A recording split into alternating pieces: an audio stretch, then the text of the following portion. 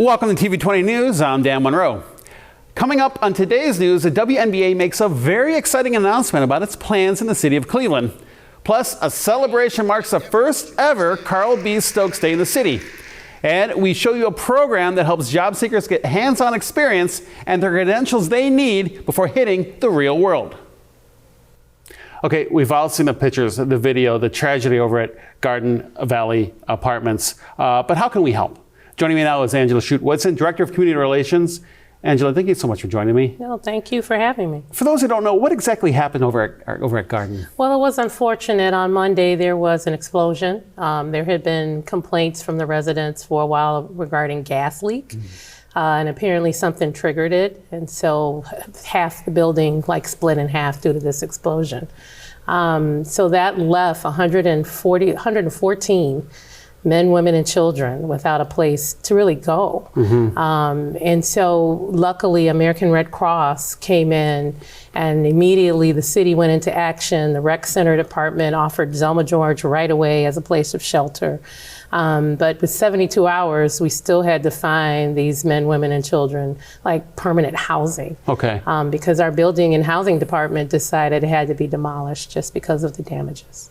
Where are they now? Do you know, are they safe? Are they people at least sheltered right now? Sure. So now the people are actually all have housing. We've placed just about everybody with the exception of 3 who unfortunate families are still in the hospital and they're tending to their families in the hospital. But we're working on their housing today as well. So each of the families, actually 44 total families, we've been able to find housing. And so the need is still there. A lot of people, the community has really shown a lot of love. There's been tons of clothes and shoes, diapers, just all type of just personal items, like anywhere from just basic soap. But now they kind of need the household needs because now they've actually lost everything. So they don't have, luckily the furniture bank has stepped up to give us furniture. But now they're needing sheets and they need pots and pans and they need cooking utensils and all of those things just to have a house. So it's been warming because they had the clothes, been able to take showers and so forth. But now it's really trying to get them the basic necessities to move on because they really did lose everything. Well, and that's exactly the tragedy of this is twofold. You lose your shelter, but then you lose all your possessions, all of your objects of your memories too. One thing though is Clevelanders are generally good people and they step up when the time is right. How can people step up? How can they help give back? Sure. So we've been urging people to please drop off items, as I just stated, what type of items are still needed, to either Burton Bell Carr Development Corporation on Kinsman, or they can go to Rainbow Terrace Community Center, which is 7310 Carson Avenue in Cleveland. It's literally in front of where the actual explosion took place, in front of Garden Valley. And they've been setting up just a whole drop-off donations. They've been organizing the different community rooms, so families have been coming in to pick up the items they need and taking them back to their new home. Now, are there other plans in place to help the displaced moving forward into the future? We're helping them as much as we can. Anywhere from, we've had Cuyahoga County on site to help them with their food stamp cards, with their Medicaid cards. We've also had the help of Murtis Taylor, May Dugan, and many other agencies helping with birth certificates because a lot of them couldn't even get their IDs, like their wallets. There was a lot of water damage in addition to just, from putting out the fire of the explosion. So therefore, because they couldn't grab their necessary documents to get IDs and so forth, they've been actually coming to the Carson site, to just Rainbow Terrace site, to help issue that paperwork out so they can get their IDs. So I'm also guessing too there has to be a lot of volunteers in place to help corral all the different things coming in, making sure they go to the right spots, things like that? Yes, there have been tons of help. They have actually a muni football league called the Garden Valley team, which I have to give a huge shout out to. These young men have come and helped us unload people's trunks to vans and just helping us storage and also sorting through the clothes. We've had New Era. They've brought their young people down to help sort through it's literally hundreds of clothes and thousands of clothes that they've sorted through by sizes. So we're able to pack up each family's sizes and needs for them to take. So it has been a lot of volunteers to help in the community.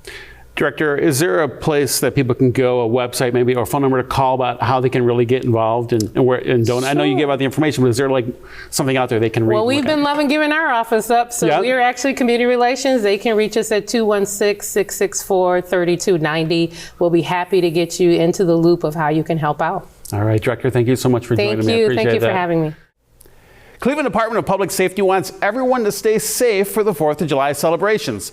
They were joined by police, EMS, and animal care and control with things to keep in mind whether you're setting off fireworks or just enjoying the show. We want to encourage people to not play with fireworks. Fireworks are too dangerous. Leave the fireworks to the professionals. Even sparklers. Sparklers burn at 1,800 to 2,000 degrees. It's twice the temperature of a burning log. And keep our combat veterans and pets in mind as well. You know, celebrate the 4th of July on the 4th of July. Our combat veterans, it can be very stressful for them to have those explosions going off. So we encourage people to celebrate the 4th of July on the 4th of July. The safety information is crucial for the holiday weekend. According to the latest fireworks annual report from the U.S. Consumer Product Safety Commission, there were an estimated 800 emergency department treated injuries related to firecrackers and 700 with sparklers. Mayor Bibb joined Ward 1 for a local business roundtable discussion. It was held at the Frederick Douglass Rec Center. As we know, in the city of Cleveland, small businesses make up nearly 80% of all the jobs in our city, and that's very true right here in this neighborhood. And having a strong Main Street commercial corridor filled with great small businesses is very essential to the work we're trying to do in the southeast side and across the city of Cleveland. Business owners expressed concerns of safety, visibility of their businesses, traffic and parking, cleanliness, and walkability. Bibb discussed the work that's taken place in the area to keep the neighborhood thriving, as well as what all is still in the works for the future. The city of Cleveland celebrated its first ever Carl B. Stokes Day on June 30th. In 1967, Stokes became the first black mayor of a major American city after being elected by Clevelanders. The city held an event to honor the event, which will be recognized yearly moving forward. I am honored to offer this proclamation celebrating Carl B. Stokes Day in the city of Cleveland. This day gives the city of Cleveland a meaningful opportunity to celebrate the life, leadership, and lasting legacy of one of our most influential public figures this city and this nation has ever seen. Congratulations to the Stokes family. Still ahead, the 2025 Men's Health Summit provides resources to the men of Cleveland. We're doing this because we have to take care of Cleveland. We have to be the ones to make sure that we're taking care of the social determinants of health and the comorbidities and the health disparities that plague our neighborhoods. Health screenings, expert panels, and community resources. The importance of the Men's Health Summit and the impact it left on the community this year. Today's vote, in my eyes, is not a very difficult one.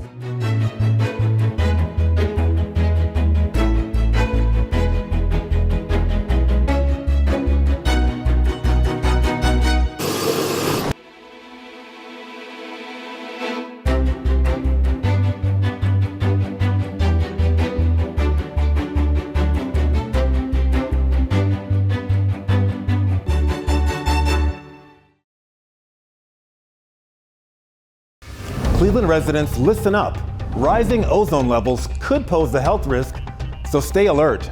Warm weather brings higher ground level ozone, which can trigger asthma attacks and breathing problems and other serious health issues, especially for children, seniors, and those with lung conditions.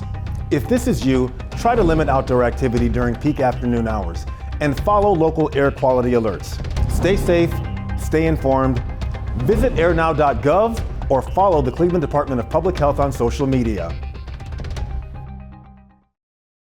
Hi, I'm Dr. Elizabeth Crow, Director of the Office of Urban Analytics and Innovation. Last year, we launched the new 311, a centralized, non-emergency hotline and website that provides ready access to city services and information. Whether you live here, work here, or are just visiting, our goal is to make it easier for you to report non-emergency issues, either online or by phone. Think of us as the front door for your city services. See a pothole that needs to be fixed? Need a trash container? Discover a street light that needs to be replaced? You can call 311 or visit us online at clevelandohio.gov/311, and we will make sure your request gets to the right department. If you submit your request online, you can create an account and track the status of your request. This is your city, and with 311, you can help make Cleveland better for all of us. Exciting news for Cleveland. The WNBA announced that Cleveland will be home to the league's 16th team, set to debut in 2028. Cleveland was one of 3 cities to win their bid. The others include Detroit and Philadelphia. The WNBA also says Cleveland Clinic Courts will become the exclusive training and practice facility. The team will play its home games at Rocket Arena downtown. WNBA Commissioner Kathy Engelbert said in a press release, quote, "We're excited to welcome Cleveland back to the WNBA at a time of extraordinary momentum for our league." We had the chance to get an inside look at a program offering job training and hands-on experience to help Northeast Ohioans lead long, successful careers. Here's more on Ohio Guidestone's Workforce 360 department.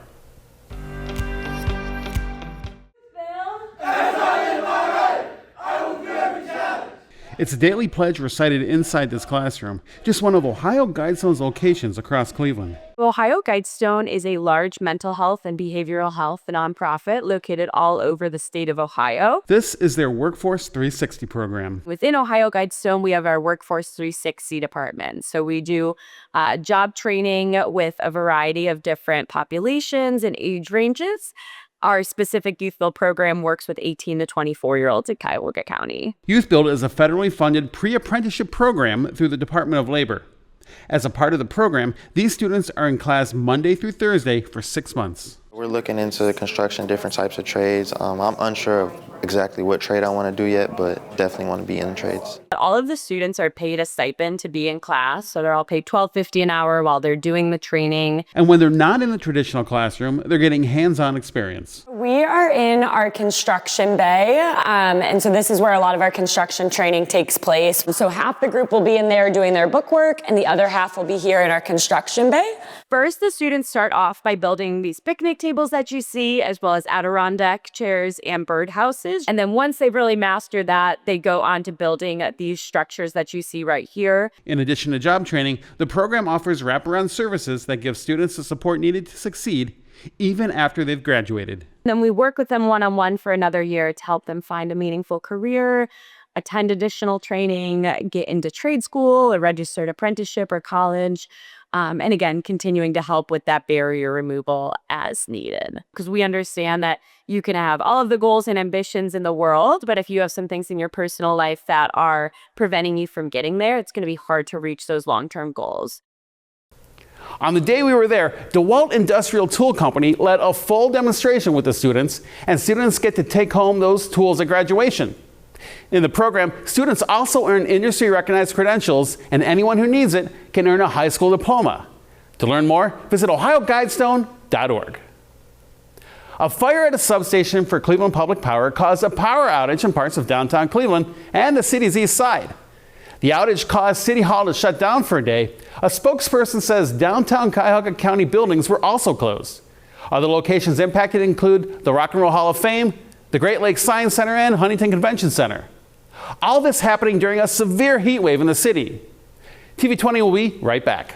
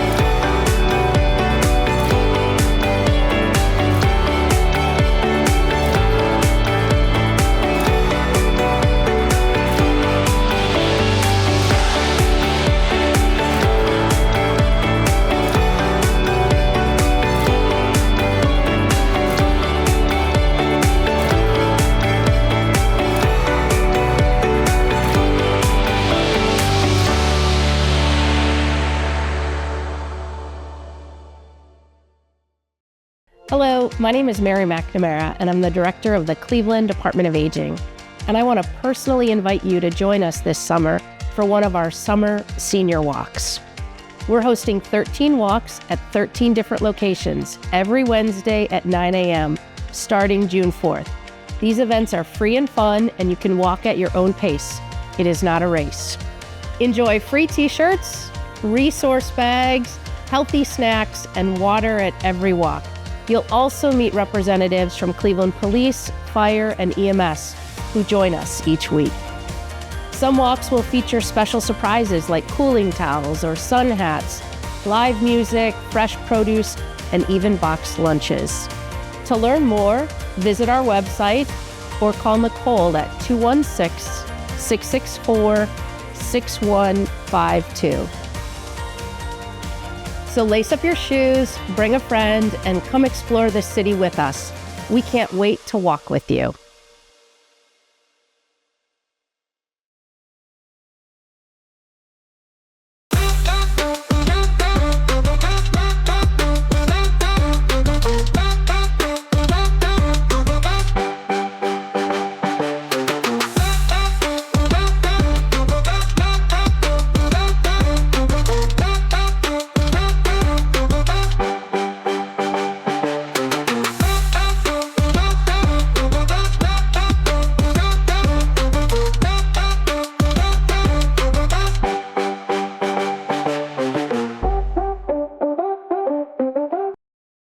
The 2025 Men's Health Summit was held at Tower City. The Care Alliance Health Center offered free health screenings, panels, haircuts, and more, all with the goal of community wellness.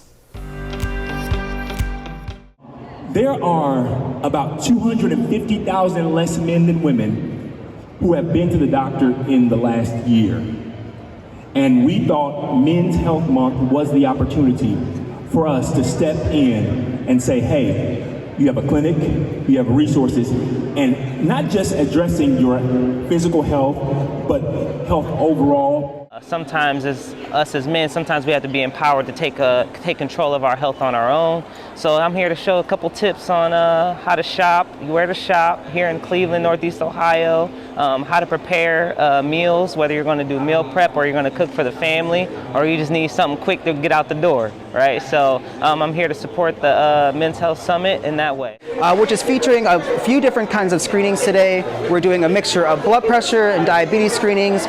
We're also doing HIV testing. We're handing out colon cancer screenings as well. The goal of Men's Health Month is to encourage men to be proactive about their health. Early detection through screenings and checkups can significantly improve treatment outcomes. Take a look at these little guys. Animal Care and Control shared these pictures with us of a young man reuniting with his 4 turtles. Thanks to Animal Care and Control and to one of their newer officers who helped get these turtles back to their home. Thanks for watching TV20 News. I'm Dan Monroe, and stay tuned for more on TV20 because we are Cleveland.